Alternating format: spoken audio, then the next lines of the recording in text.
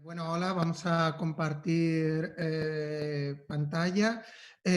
Como decía Amparo, vamos a hablar de ese vídeo que hemos realizado, espero que lo veáis bien, que hemos realizado Andrés y yo junto con la Oficina de Innovación Política.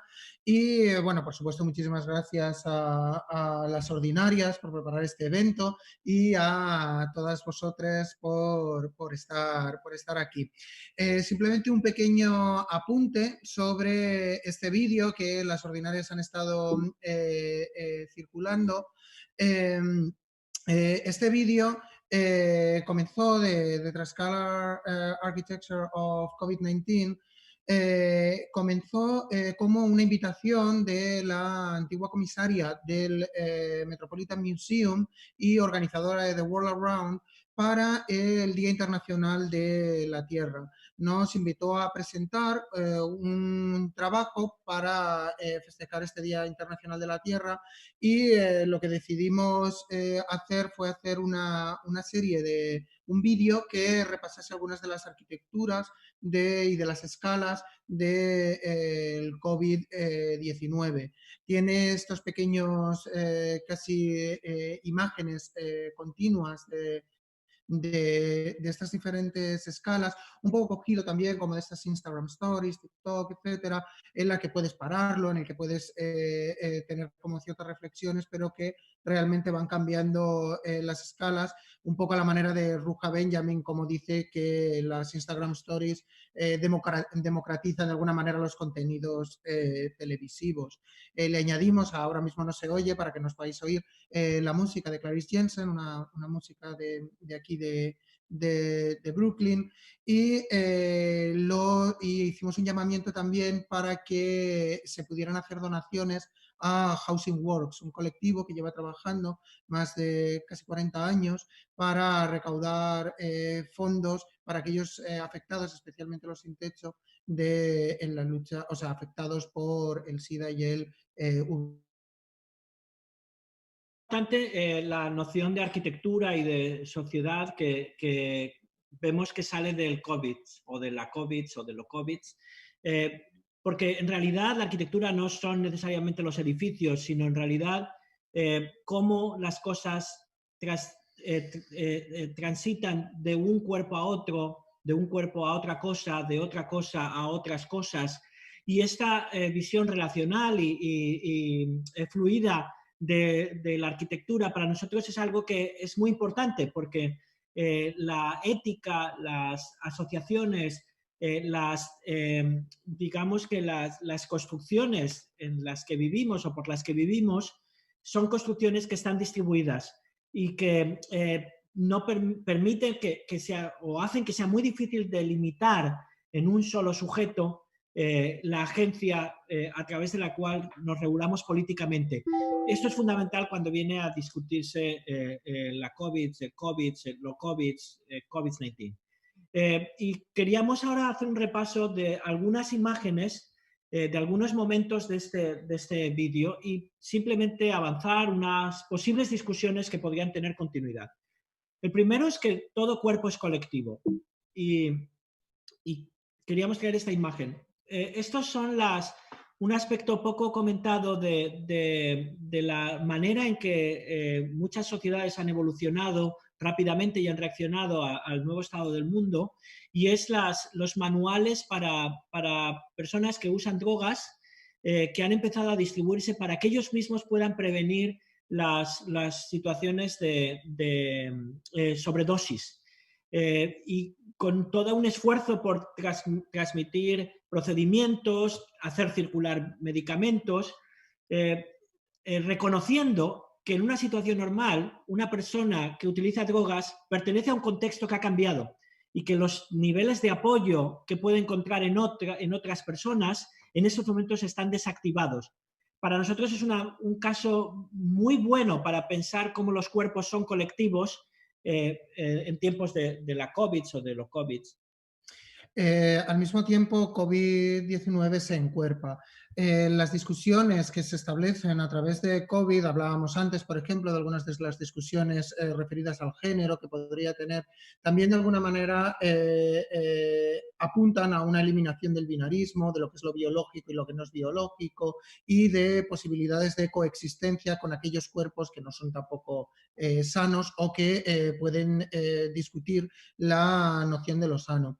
Pero al mismo tiempo genera o apuntala algunas de las discusiones que se establecen sobre la salud y sobre las narrativas, las ideologías relacionadas con la racialidad y los cuerpos racializados. Se está hablando mucho, por ejemplo, sobre cómo afecta a los inmunodeprimidos, pero cómo desde el comienzo del COVID-19 algunas comunidades estuvieron realmente afectadas en las narrativas, incluso que desde los medios de comunicación o desde los gobiernos se hacían sobre si era un virus asiático o cómo realmente afectaba a otros grupos que tenían también una base socioeconómica. Por ejemplo, aquí en Estados Unidos, cómo afecta o cómo ha afectado de una manera mayoritaria a los nativos americanos o a los afroamericanos por no tener acceso a una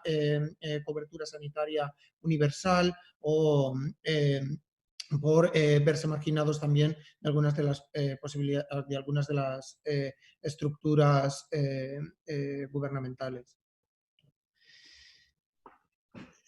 No es posible pensar en los grandes temas como el clima sin pensar también en las cosas muy pequeñas, en las cosas que regulan la vida microscópica. Este es uno de los grandes temas de la película y que veíamos que en realidad la COVID es un esfuerzo también enorme por controlar el clima, las presiones. Estas son las cámaras de presión negativa que se han popularizado, se han disparado las ventas, las compañías que realizan cámaras de presión negativa y que trabajan con presión negativa se han disparado también su valor en bolsa y son toda la gran transformación del mundo que viene ahora desde el tecnodeterminismo para generar cápsulas que controlen la dirección en la que el aire circula.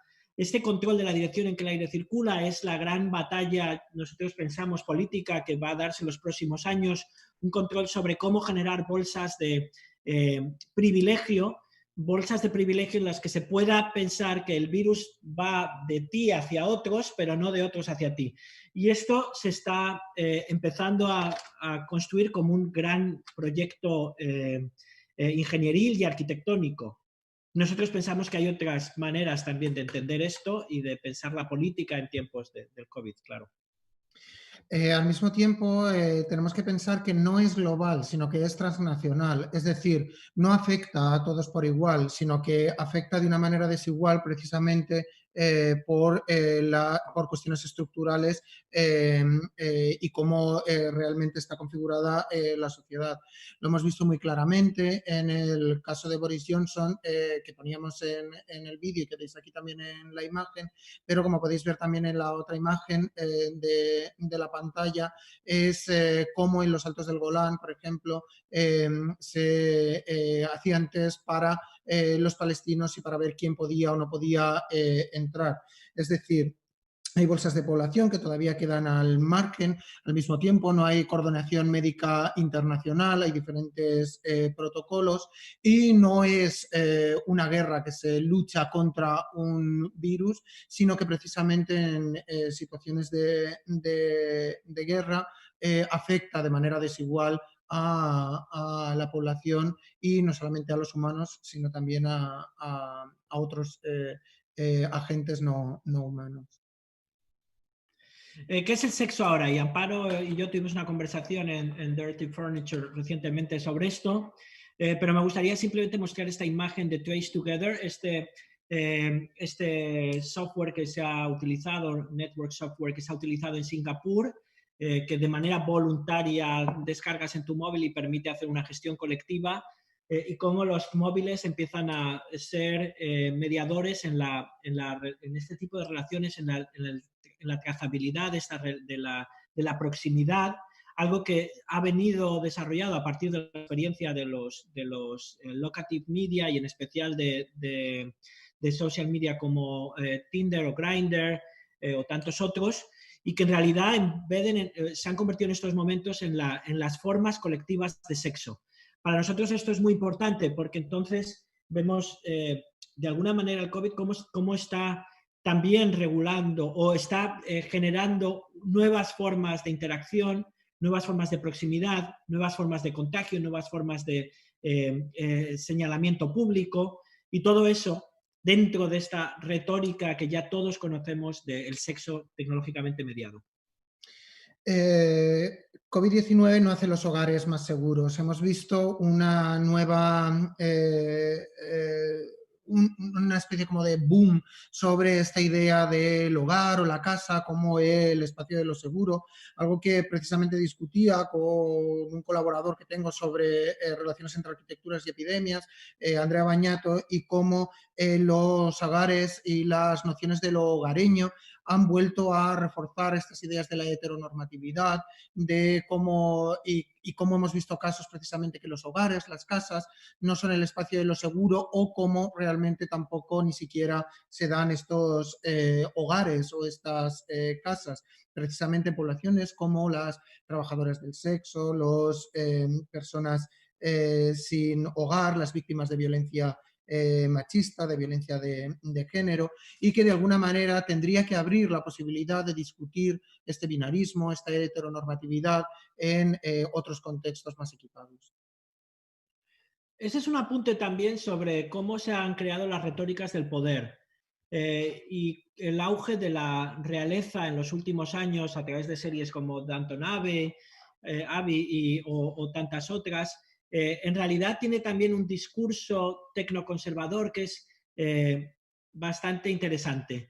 La mesa camilla y el cable rizado, que parecía pertenecer al terreno de lo desprestigiado, de pronto se han convertido en una muestra de permanencia, de solidez institucional en estos ecosistemas de objetos de Yadgó, de perritos, han pasado rápidamente de ser algo de lo que la gente se reía que se documentaba como una muestra y se hablaba de la pobreza estética de la clase trabajadora, para convertirse realmente en el escenario del poder que perdura, del sólido frente a la volatilidad de los poderes políticos. Y creo que esto es algo que hay que señalar, el nuevo auge de la mesa camilla y retomarlo de estas figuras de realeza, y más bien reconocer la realeza de las verdaderas camillas y las verdaderas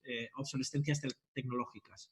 Al mismo tiempo, hemos visto también cómo se producía una aceptación de algunas de las tecnologías críticas que se pueden establecer actualmente. Lo hemos visto a través de este tweet, por ejemplo, de Tim Cook, de Apple, diciendo cómo en conjunción, y hoy salía que ya lo habían desarrollado de manera definitiva, en conjunto con Google, habían desarrollado estas tecnologías en las que ni siquiera preguntando ya al usuario pueden testear o pueden realmente mapear quién ha sido contagiado, quién no ha sido contagiado, generando también otras políticas relacionadas con la vigilancia, y que, bueno, como podéis ver, tiene estos 32.000 likes, ¿no? Y que al mismo tiempo también generaba otras discusiones sobre las fronteras, nacionalidades, casi como un orgullo o nuevas narrativas ideológicas relacionadas con las desigualdades que se daban entre países o gobiernos, de nuevo las políticas relacionadas entre el norte y el sur de Europa, etc. ¿Dónde está la cámara? En realidad esto es la gran Chicos, transformación. Par de minutos, 3. Vale. Estas dos imágenes muestran un enorme cambio de paradigma entre la cultura del Big Brother. A la derecha tenemos el sistema de Alipay, que utiliza este código de 3 colores, como todas sabéis, verde libre de COVID, amarillo sin testar, rojo en peligro y un peligro para los demás, que se ha utilizado para controlar a la población en China. Y esta antigua imagen del gran hermano de las cervezas de alguna manera estas dos imágenes hablan de un paradigma de invisibilización de la mano del gran hermano, y con la imagen anterior de Iván, estas casi 33.000 likes de Google, una cierta fruición en la aceptación acrítica de este gran hermano por una parte muy importante de la población que encuentra que será la gran solución. Pequeña nota a pie de página, siempre es curioso, ¿no? Resaltar cómo de repente una imagen que nos parecía tan cotidiana como la del jacuzzi ahora parece casi una imagen distópica, y la imagen de las apps que nos podría parecer, la de la trazabilidad, que de repente nos podría parecer como distópica, de repente nos resulta como mucho más presente, contemporáneo. Rápidamente, porque no quiero escaparnos de tiempo, COVID-19 nos sana el planeta. Todas estas retóricas con imágenes incluso falsas y narrativas falsas de cómo Venecia se había llenado de delfines, que ni siquiera eran imágenes ciertas, apuntan precisamente a cómo ciertas estructuras sigan siendo muy permanentes y muy basadas precisamente en una lógica capitalista, y como el consumo, por ejemplo, de la utilización de máscaras está haciendo que en este caso eran las playas de Hong Kong hubieran aparecido llenas precisamente de estas máscaras de un solo uso que ahora mismo se están utilizando. Y COVID es el más allá, o hacer como que estamos a salvo. Estas imágenes son, la imagen de la izquierda probablemente es una de las imágenes más problemáticas que se han difundido aquí, como este papa sensible a la COVID o al COVID o a lo que sea, a lo COVID, cuando en realidad oculta todo este backstage, toda esta segunda parte de los carpinteros que montaron esto, las cámaras que estaban allí, las relaciones públicas que hicieron que esta imagen se difundiese de manera visual, una especie de minimalismo estético que se supone que es una manera de responder a la pandemia, y que en realidad genera también una fantasía de más allá que oculta una realidad mucho más compleja. Pero sobre todo también porque realmente muchas de estas instituciones han tenido un papel muy pobre se han implicado muy poco, y el más allá se parece más entonces a un efecto retórico, a una herramienta retórica más que a una manera de intervenir la realidad. Y nada más, muchas gracias.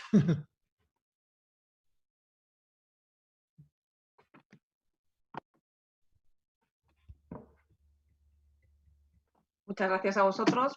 Pues ahora, pues como todos estos días, ¿no? Animo a la audiencia, a los que estáis aquí, como a los que estáis siguiéndolo por YouTube, a que intervengáis. Ya sabéis, podéis intervenir por el chat. Si tenéis cámara y micrófono, os animamos a que encendáis la cámara y el micrófono para intervenir. Como veo que está Miguel ya. Miguel, ¿quieres intervenir? ¿O te dejaste la cámara puesta?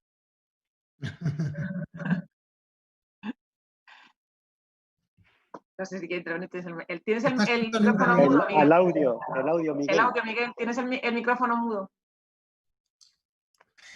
Vale, no, que me la había dejado puesta por Vale. accidente, pero bueno, que sí me apetece preguntar, claro. Bueno, tengo como varias preguntas, ¿no? Pero bueno, la primera es si, bueno, ¿cómo veis vosotros? O sea, ¿qué motivación veis en esta refuerzo de lo doméstico como espacio seguro que emerge precisamente del encierro, ¿no? Como ese lugar en el que, por un lado, porque efectivamente funciona en cierto sentido, ¿no? Es decir, a la pandemia se la vence encerrándonos en casa, pero al mismo tiempo se utiliza ese argumento para extenderlo, como habéis dicho, a un solo tipo de casa, a un solo tipo de domesticidad, a un solo tipo de forma de hogar, ¿no? Yo esto lo veo muy interesante. No sé si encontráis como otro no sé, no termino de entender cuáles son efectivamente, aparte de la hegemonía, o sea, digamos de que es un concepto hegemónico, cómo de alguna manera se ha aprovechado esta cuestión para manifestar esta idea única de la forma de vida doméstica, ¿no? Y luego hay una cosa que me gustaba un poco como preguntaros, bueno, que luego no tampoco es tan segura, porque igual al periodista le pillan ahí poniendo los cuernos a su novia, o al otro, no sé, le encuentran, no sé, un fondo que no esperaban, o no sé qué, ¿no? Cosas así, ¿no? Y luego hay una cosa que me parece muy interesante del proyecto, que me gustó mucho, y es que vosotros fuisteis subiendo material durante mucho tiempo, que eran, pues a veces eran películas, otras veces eran imágenes, y entonces, digamos, todos los que más o menos, bueno, yo para mí, pues era una cosa muy interesante ver cómo ibais poco a poco rescatando una imagen de acá, otra de allá, cada vez eran como distintas, y no sé si esa es la manera en la que el trabajo se iba elaborando, o si el trabajo gana luego una especie, o se le asigna, ¿no?, una narratividad que para mí es maravillosa, ¿no?, que tiene que ver con lo escalar y con lo translocal y con muchas de las cuestiones que habéis estado comentando, pero me parece muy bonito, ¿no?, que de repente algo que a lo mejor era un trabajo, bueno, no un trabajo, sino casi una manera de observar la realidad a través de las redes sociales, de repente se convierte en una pieza, en mi opinión, muy buena, ¿no? O sea, muy interesante. Yo creo que estas dos eran las preguntas que tenía así como más, que me apetecía más preguntaros. Gracias, Miguel. Vale. Si quieres empiezo yo con lo de con lo doméstico. Claro, lo que o sea, gracias Miguel, porque creo que son preguntas estupendas que además nos hemos hecho de manera continua. Claro, una de las cuestiones es que veíamos que legislaciones internacionales o regulaciones internacionales relacionadas con el confinamiento, con cómo se podía salir de casa o en qué condiciones, generalmente definían un sujeto, un grupo de sujetos muy definidos. Si podían salir familias enteras, si podían salir parejas, si la casa podía considerarse como un espacio de lo seguro, sin tener en cuenta otras redes de familiaridad que a lo mejor no tienen que ver con el compartir, por ejemplo, un mismo hogar, un mismo espacio, pero al mismo tiempo viendo de nuevo, como decía, la casa como este espacio de lo seguro. En las conversaciones que precisamente mantenía con Housing Works aquí en Nueva York, cuando estábamos preparando el vídeo, decían, claro, Housing Works, como decía, atiende a grupos afectados o portadores de VIH o que han desarrollado SIDA, y cómo realmente se estaban viendo afectados de una manera determinante, porque suelen ser precisamente generalmente poblaciones sin techo, no podían acceder a las instalaciones de Housing Works, no podían realmente tener ningún tipo de cobertura sanitaria ni cobertura afectiva en estos momentos, no tenían acceso tampoco a tecnologías. Entonces, claro, de repente veías cómo esta especie de apuntalamiento de la casa al final estaba haciendo una definición también bastante reduccionista de lo que es el hogar, que nada tiene que ver, por ejemplo, con investigaciones como la tuya, Miguel, o con investigaciones como la de Elena, Antonio, Amparo, que realmente han visto cómo la casa realmente se multiplica, tiene diferentes definiciones, etc. Sí, yo creo que hay dos cosas que para nosotros han sido muy importantes. La primera es que esto pretende ser una especie de contradiscurso, o al menos un elemento desestabilizador de los discursos a través de los cuales se ha narrado la expansión espacial de la pandemia. ¿Por qué? Porque en realidad la expansión de la pandemia o el desarrollo de la pandemia se ha narrado desde una retórica de guerra contra el virus, aislando el virus como agente único de la situación en la que estamos ahora, también como con una narración muy antropocéntrica, pero también con una narración muy de competición entre países, que tenía, por supuesto, activa, por supuesto, todos los discursos xenófobos que hemos visto, o, por ejemplo, en Europa, otra vez todas las retóricas de la austeridad y de los vagos contra los previsores y no sé qué. En realidad, lo que es importante es para nosotros lo que era importante es que cuando se recolecta información que ya está circulando y se pone de alguna manera en conexión o se le da un único marco, las narrativas se hacen mucho más complejas. Por ejemplo, las discusiones sobre el equipamiento de los países del sur de Europa se conectan, por ejemplo, con las políticas de impuestos de países como Bélgica, Holanda, Alemania, Portugal, incluso, que han permitido que se extraiga dinero de los países del sur y se canalice hacia estos países, que han podido entonces hacer inversiones hospitalarias muchísimo mayores que las que se han traducido en políticas de austeridad en el sur. Este fenómeno de redistribución de la riqueza que se ha dado en los últimos años entre el norte y el sur de Europa es un elemento fundamental de la COVID o del COVID o del COVID-19 que desde el análisis arquitectónico y espacial tenemos que aportar. Esto también es muy importante porque en realidad también lo que creo que desde una perspectiva ordinaria tenemos que discutir es o nosotros proponemos discutir o queremos discutir o hemos discutido nosotros, intentamos, es que es también la reivindicación del COVID o de la COVID como virus, no tanto como un agente maligno, sino como un agente crítico, en el sentido de que lo que hace es desestabilizar y hacer visibles muchas de las estructuras de poder en las que vivimos. La COVID, por ejemplo, o el COVID o lo COVID, ha permitido que muchas de estas estructuras se hagan muy visibles. En realidad el problema no es tanto que exista un virus, sino toda una manera de socializar el virus a través de la desigualdad. Y eso tiene que ver mucho con lo doméstico, porque lo doméstico no es la casa, obviamente. La imagen, por ejemplo, que ponía Iván y que ha comentado de lo doméstico no se puede entender sin toda esa gran movilización de gente que está trabajando en esta nueva industria de los servicios al confinement o al confinamiento, que por supuesto es la gente ahora mismo más expuesta en lugares como donde nosotros trabajamos ahora mismo, en Nueva York. Rápidamente, al principio, los casos de muertes se daban principalmente en gente que viajaba y que pertenecía a clases sociales altas e inmediatamente, después del confinamiento, se trasladó a barrios como Bronx, a algunas zonas de Queens y a sectores racializados como latinos y afroamericanos. Es decir, que lo doméstico no es la casa. Lo doméstico, desde la perspectiva de la COVID, es toda esta construcción tecnosocial y lo que ha pasado, las políticas de confinamiento no dejan de ser un análisis capitalista de riesgo, de mercado, que ha decidido localizar el riesgo en sectores que desde hace mucho tiempo se consideran que son los sectores que contribuyen menos al Producto Interior Bruto y a los mercados financieros y, por tanto, mejores desde ese punto de vista neoliberal para absorber toda la carga de riesgo de nuestra sociedad. O sea, la domesticidad en estos momentos es un dispositivo de segregación tecnosocial.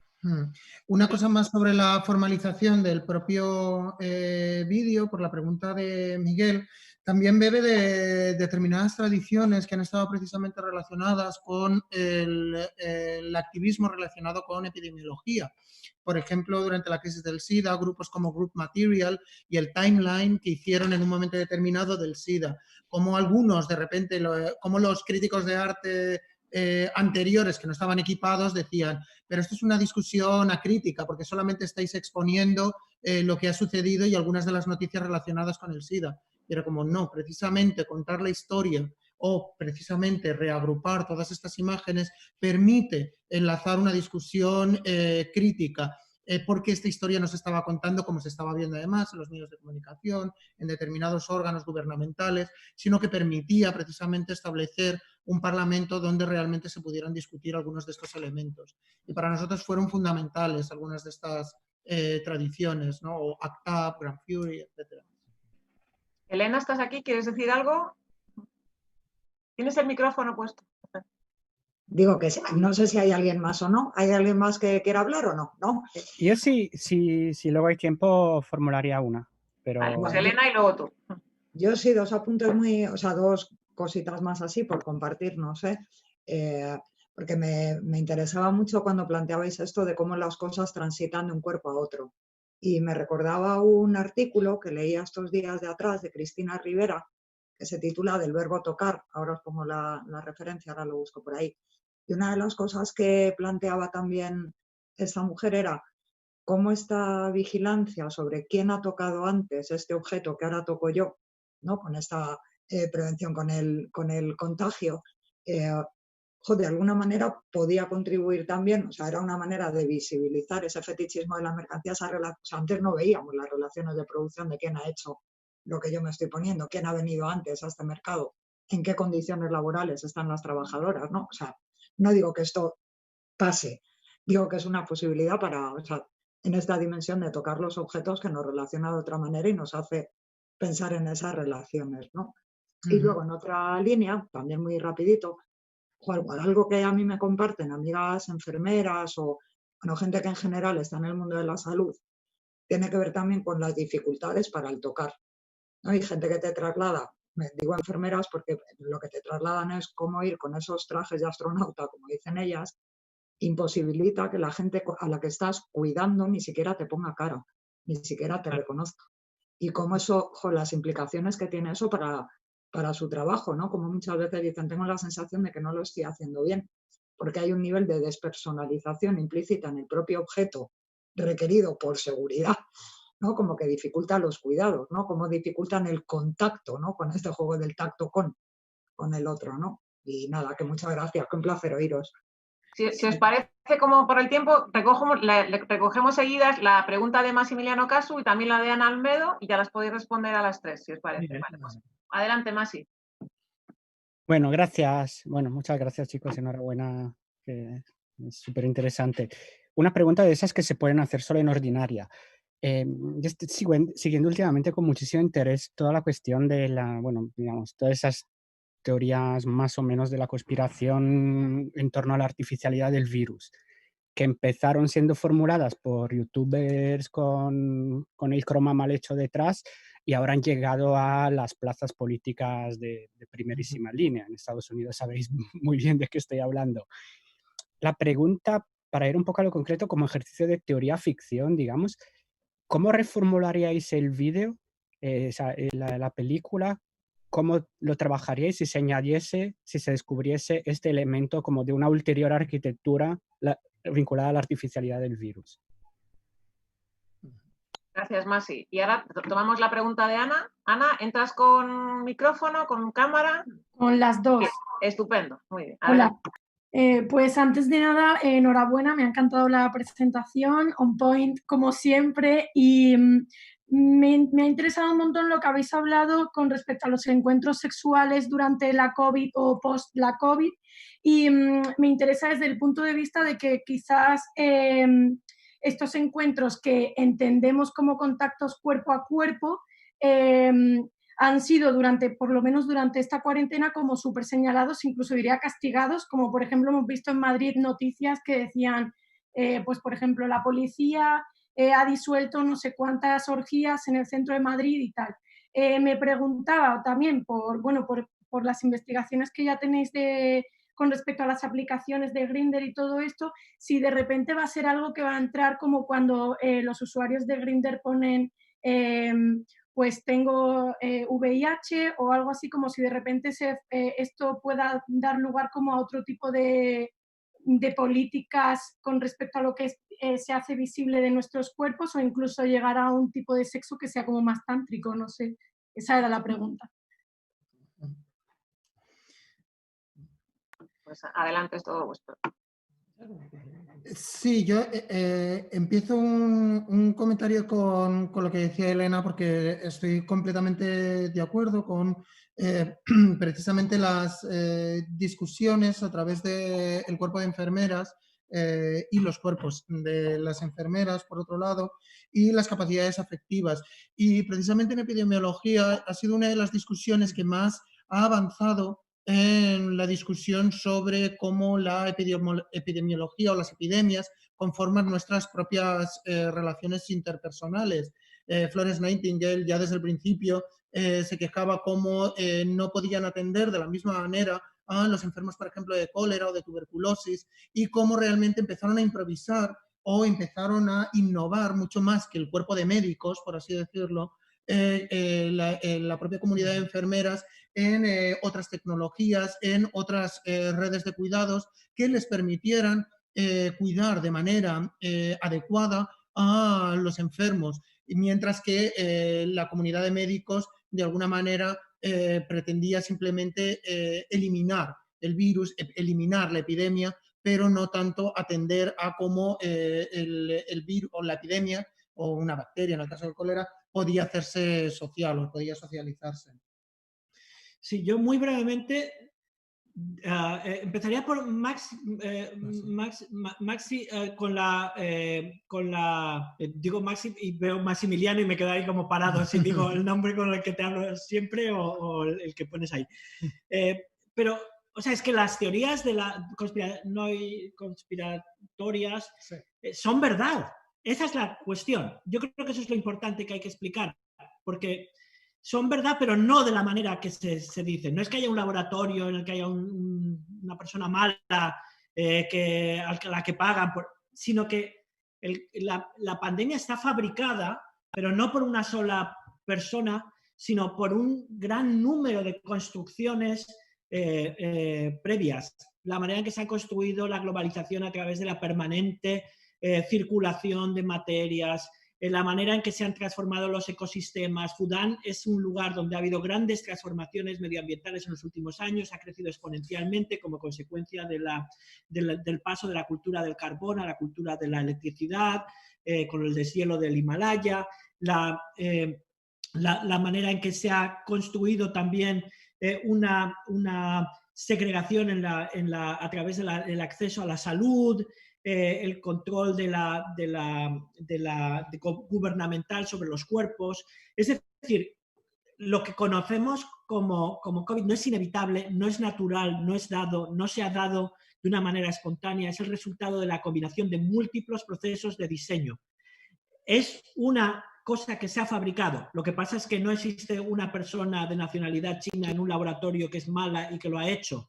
Es todo el conjunto de interacciones y de entanglements de todas estas tecnologías lo que ahora tenemos que revisar. Y no está desconectado de otras discusiones como la de segregación, como la del machismo, como la de la explotación de lo natural, como la de las guerras comerciales, como la de las víctimas de la globalización, como las culturas de los recortes y de la austeridad. Lo mismo pasa con el sexo. Espera un momento antes de que pases a lo del sexo.